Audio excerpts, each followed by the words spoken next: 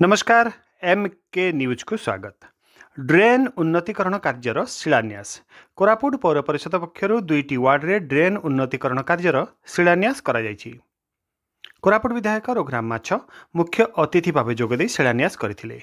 कोरापुट पौर परिषद अध्यक्ष ललाट रंजन सेठी, निर्वाही अधिकारी ज्ञानजीत त्रिपाठी, उपाध्यक्षा सविता पंडा, काउंसिलर बी मालेश्वर राव, सहकारी जंत्री मनोज पात्र सह अन्यान्य काउंसिलर माने उपस्थित थिले। 5 नंबर वार्ड बासिंदा दीर्घदिन स्वप्न पूरण होगाकू जाउथुवारु पूर्व एवं वर्तमान सरकार को काउंसिलर श्री राव धन्यवाद अर्पण करिसेंती। धोबा साही ठारू जगन्नाथ मंदिर छक पर्यंत 54 लाख टंका व्यय ड्रेन उन्नतीकरण कार्य कराजिबो बोली अध्यक्ष ललाट रंजन सेठी कहिसेंती। सेहीपरि पुजारीपुर कल्याण मंडप पछपटु 48 लाख टंका व्यय ड्रेन उन्नतीकरण कार्य कराजिबो बोली से कहिसेंती। वार्ड बासिंदा दीर्घदिन दाबी पूरण होइथिबारु सहरवासी मु मध्य खुशी अनुभव करुछि बोली विधायक रघुराम माछ कहिसेंती।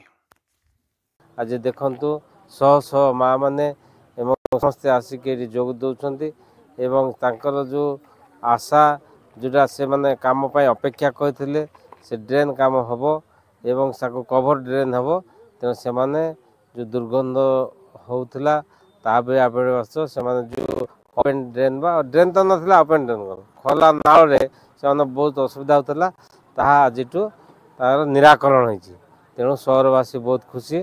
आमे मध्य सरकार मध्य लोकों पाखे पहुँची ए कार्य देइथिबार आमे मध्य अत्यंत खुशी अनुभव करछु। सहरर विकास में विभिन्न प्रकार जो ड्रेनेज व्यवस्था जो किसी उन्नतिमूलक कार्य रही ताकू बेस करके आमे 5 नंबर वार्ड रे आज 54 लाख ऊर्ध टंकार अटकलर एक ड्रेन निर्माण आज शिलान्यास होती। तो सहित पुजारीपुर 2 नंबर वार्ड रे आमर 48 लाख ऊर्ध अर्थ राशि एक ड्रेन ये शिलान्यास मु धन्यवाद देवी पूर्वतन सरकार और वर्तमान सरकार को धन्यवाद देवी जेहेतु कि पूर्वतन सरकार 30 लाख टंका वर्तमान सरकार 55 लाख टंका कम ये ड्रेन विथ कवर प्लेटर काम हो।